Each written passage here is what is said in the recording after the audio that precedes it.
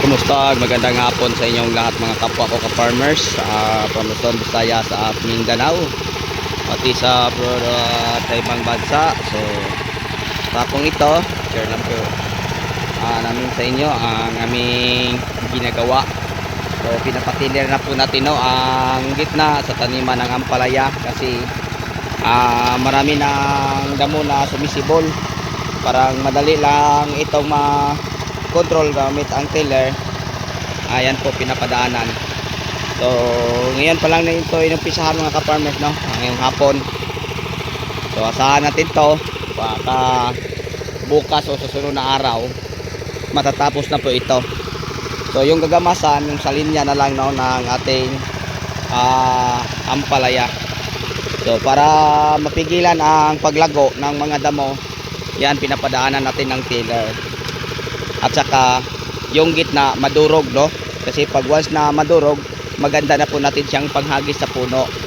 Kasi sinabi ko na po sa iba kong mga video na mas maganda na mahagisan natin ng lupa ang puno po ng ating ampalaya. Kasi ang puno ng ampalaya, once na mahagisan o matambakan ng lupa, ay magkakaugat ng marami. Pag maraming ugat, maraming sanga, maraming ding bunga. So yun po ang technique at sekreto natin sa pagpapaunga ng ampalaya. So gawin natin ang ikabubuti, no, sa ating tanim para mas lalo pa siyang gumanda at dumami ang kanyang sanga at bunga. So yun po ang mga pamaraan natin mga ka-farmers, no, mga ka-viewers.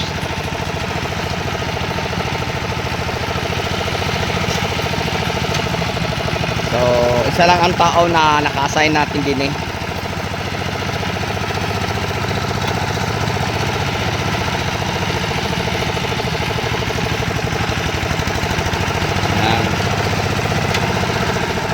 Para anda mo mga ka-farmers hindi lumago, no.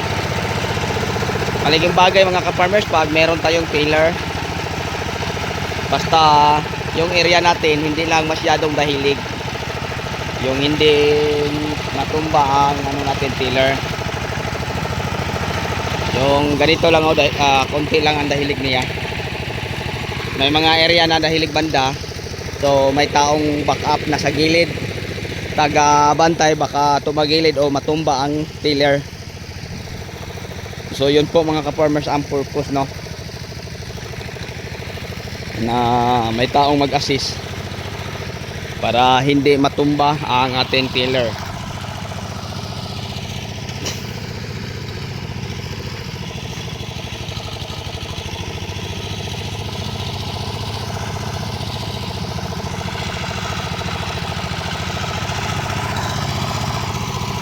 So tapos na po siya sa kamatis. So lumipat na siya din sa ampalaya.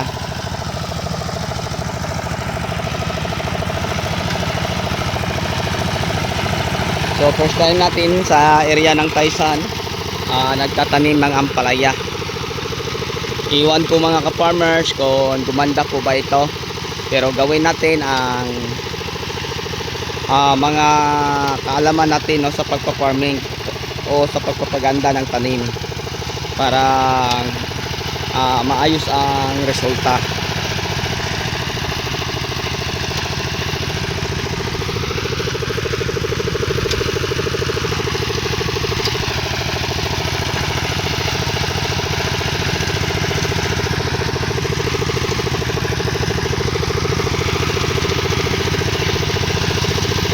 So yung ampalaya natin mga ka-farmers, ano po, saktong 1 linggo, no. So ganyan ang mukha niya, 6 na ang dahon. Yan. So yung ampalaya natin naitanim siya pagkahapon inuulan. Simula noon hanggang kahapon lang sa pang-anim na araw inuulan ng kunti, no. Pero ngayon, no, kita nyo alikabok na naman uli. So mahina lang ang ulan. So kahit mahina, malaking bagay na din mga ka-farmers kasi nakainom na ang ating mga ampalaya. Yan sila. Yan, dito makikita natin, ang ating luwang sa taniman ng ampalaya. Yan, papunta doon. Sobrang taas ang linya. Hindi to bumaba sa 150 meters.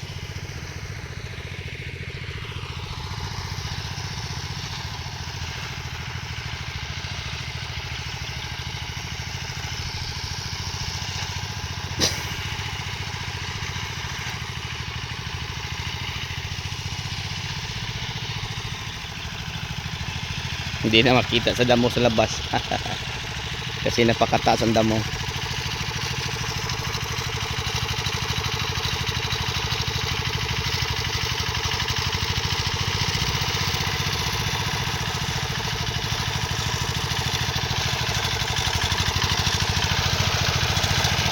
So, malinis na tingnan natin no, ang gitna kasi ang damo ay ginagamas na sa tiller. So yung sa linya na lang. So madali lang to mga ka-farmer kasi hindi naman masyadong makapal.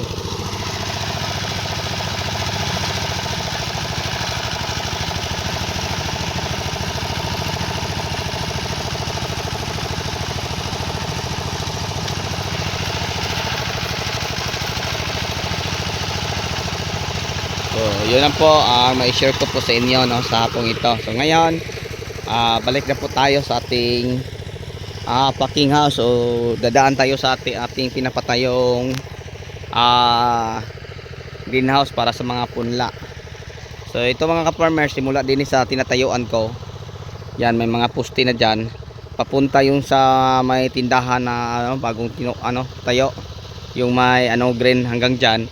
Yan po ang ating tataniman ng kamatis. Papunta doon sa may saging, yung may sa mga bulihan. Dyan, at saka yung sa kahoy. Hanggang doon sa kanto yung may mangga. Yun ang ating area para sa kamatis. So nasa ewan ko kung ilang linya to mga ka-farmers. Marami-rami to, no? Marami-rami. Nasa 48 ka linya. So kung nasa tag 200 po, 48 ka 200. So nasa mga 10,000 plus, no? Kapuno ng kamatis ang maitatanim din eh. So pag 10,000, saktong 1 hektarya ang luwang din eh mga ka-farmers, no? O kapin ba ng kunti.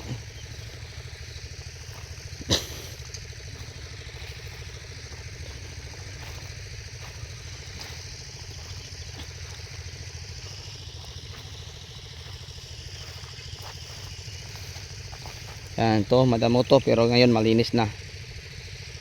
Dahil palagi nang nadaanan kahit tiller man lang. Malaking bagay. Ito, isang araw kalahati lang ito mga ka-farmers. Simula dyan, papunta din eh.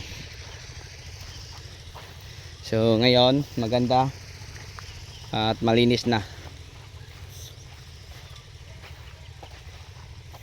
Dahil ang damo ay nasunod, no?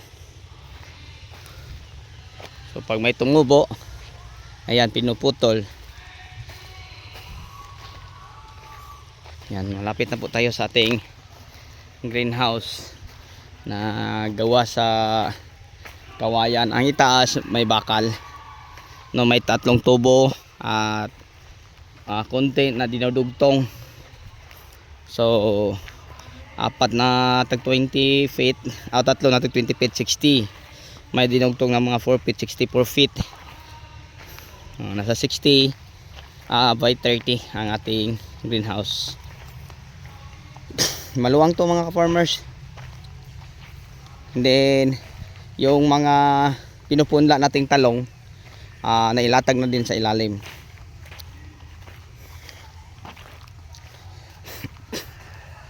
So may hindi pa nailatag doon.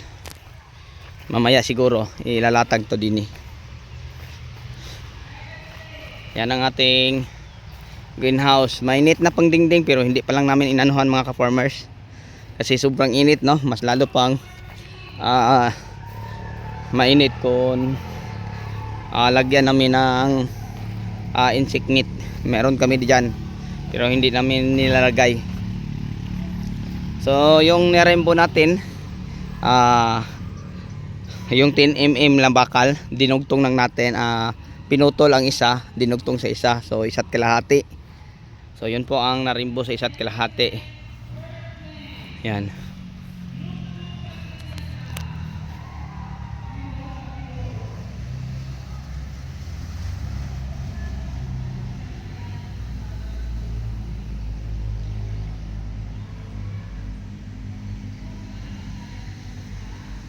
Ayan po, no, mga ka-farmers, oh.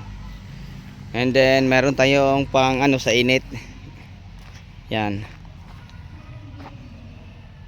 Mainit sa taas, and then ito ang ating punla.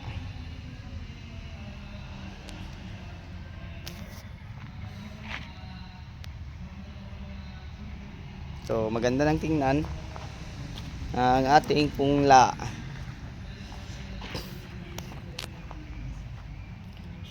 Yan.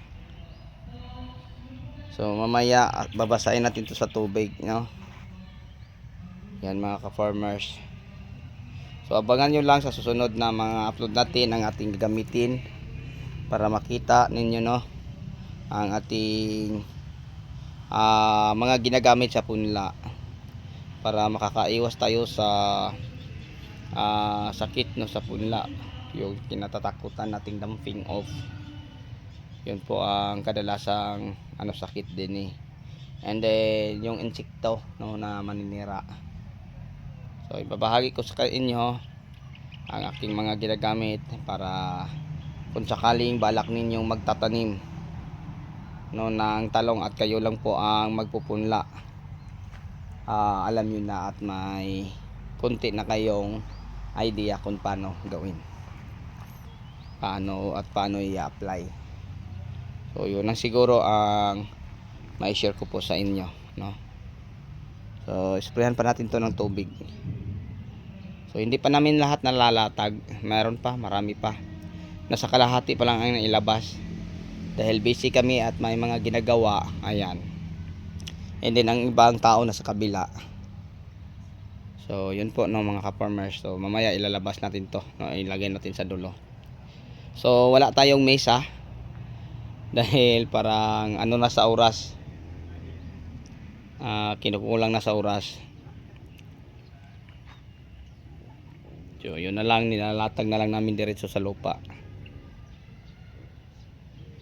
So after 1 week mga ka-farmers, no, pwede na natin to ibabaon sa tubig.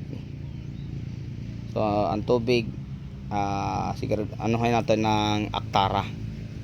Yun po ang pang fertilizer natin. Pwede natin siya i-spray, pwede din ibabaon. So purpose lang natin mga ka-farmers kung bakit anuhin natin to, para kasi ang labos, ang mga ugat ay lumabas sa ilalim. So para hindi makakaano at sa mulching lang o sa loob lang ng seedling tray, dilawin natin sila, ilipat para hindi kumapit ang ugat na sa kantalong sa lupa. Kasi marami na akong beses na nakatry nito na yung mga punla kung nilalagay sa lupa, ang ugat niya ay umano sa lupa. So galawin natin sila para hindi kumapit. So yun lang siguro mga ka-farmers ang may share ko po sa inyo tungkol dyan. Hanggang dito na lang, maraming salamat, bye bye po and God bless. Happy watching.